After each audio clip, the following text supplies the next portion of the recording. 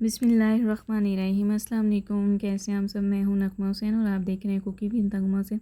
आज मैं आपके लिए लेकर आई हूँ बहुत ही सिंपल और बहुत ही मज़े की कड़ी पकौड़ा की रेसिपी। तो ये बहुत ही जितनी ये सिंपल बनती है उतनी ही ये मज़े की और बहुत ही टेस्टी बनती है। तो आइए इसे बनाना स्टार्ट करते हैं। तो सबसे पहले एक मैंने पैन लिया, उसमें 1 कप बेसन का ऐड करके तो बेसन को 1 से 2 मिनट के लिए भून लेंगे। तो आँच हमने बिल्कुल मीडियम रखनी है, हाई आँच पे नहीं भूनना। हाई आंच पे भूनेंगे तो ये जल जाएगा बेसन। तो भूनने का मकसद ये है कि इससे एक तो कड़ी का जो टेस्ट है, फ्लेवर बहुत वो अच्छा आएगा। दूसरा ये है कि ये कम टाइम लेगी कड़ी हमें, जैसे कि हम ज़्यादा टाइम में कुक करते हैं तो ये कम टाइम लेगी कुकिंग का। यहाँ पे मैंने तकरीबन हाफ़ केजी दही थी, उसमें मैंने ऐड कर दिया बेसन।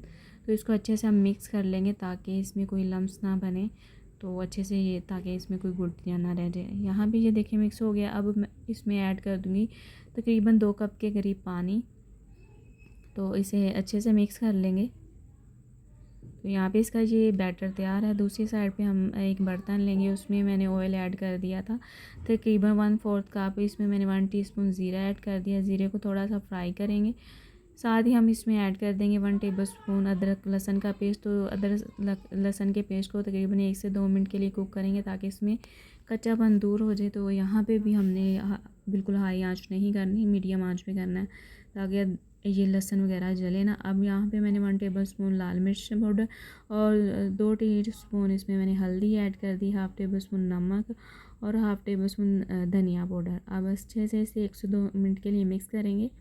यहाँ पे मैंने हल्दी भी ज़्यादा इस्तेमाल की है, मिर्च भी, और कड़ी स्पाइसी से अच्छी लगती है। और हल्दी का इस्तेमाल इसलिए ज़्यादा होता है कि कड़ी का कलर अच्छा है। अब यहाँ पे जो हमने मिक्सर बना के रखा हुआ था उसको इसमें ऐड कर देंगे।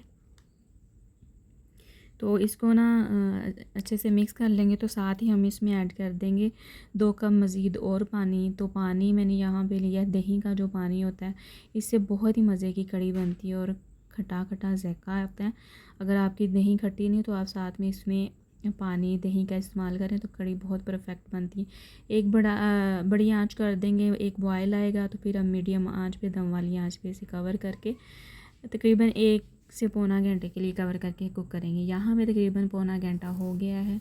तो कड़ी देखिए हमारी काफ़ी कुक हो चुकी है।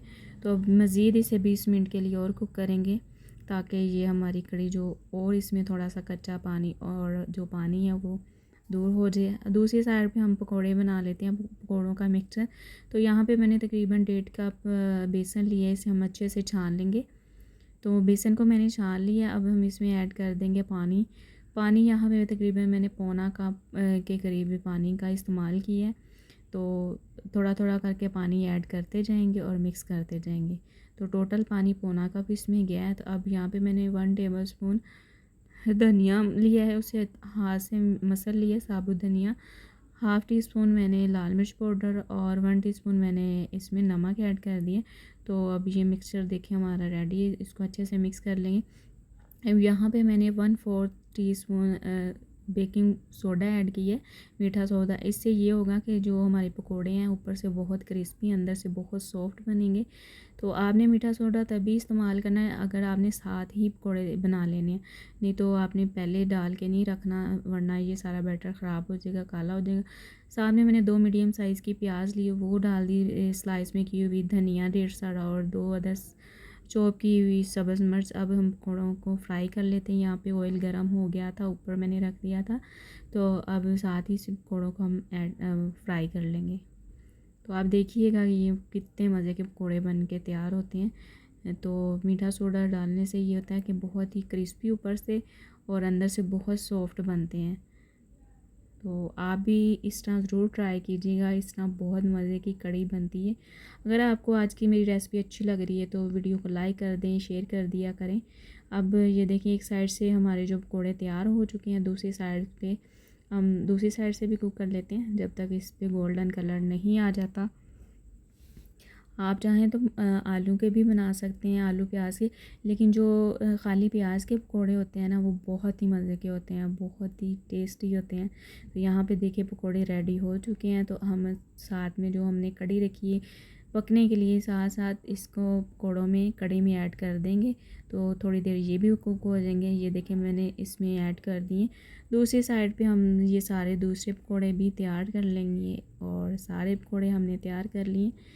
दूसरी साइड पे हम क्या करेंगे, तड़का तैयार कर लेंगे। 1/4 कप मैंने ऑयल लिया है। एक मीडियम साइज़ की प्याज लीजिए, स्लाइस में काट लिया। इसको लाइट सा गोल्डन कर लेंगे, ज़्यादा इसको काला और ब्राउन नहीं डार्क करना। तो यहाँ पे देखें ये गोल्डन सा कलर आ गया। अब हम इसमें ऐड कर देंगे 1/2 टीस्पून ज़ीरा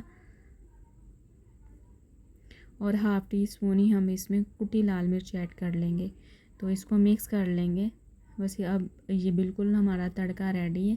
ज़्यादा ओवर फ्राई नहीं करना ताकि ये ज़ीरा वगैरह और प्याज जल ना गए। तो ये बिल्कुल रेडी है। हम कढ़ी में अब ये जो हमने तड़का तैयार किया ऐड कर देंगे। तो माशाल्लाह अल्हम्दुलिल्लाह बहुत ही मज़े की कढ़ी बनी है। तो बहुत ही अच्छी खुशबू आ रही है। तो अब हम क्या करेंगे, इसको सर्व करेंगे। आप चाहे रोटी के साथ करें या चावल के साथ। आज मैंने चावल बनाए हैं तो मैं चावलों के साथ सर्व करूँगी। तो ये बहुत ही मज़े की और बहुत ही सिंपल रेसिपी थी। तो उम्मीद करती हूँ आज आपको ये रेसिपी पसंद आई होगी। अपना बहुत सारा ख्याल रखिएगा, मुझे दुआ में याद रखिएगा। इस तरह की वीडियो लेकर मैं आपके लिए दोबारा से हाज़िर होंगी। तब तक के लिए अल्लाह हाफ़िज़।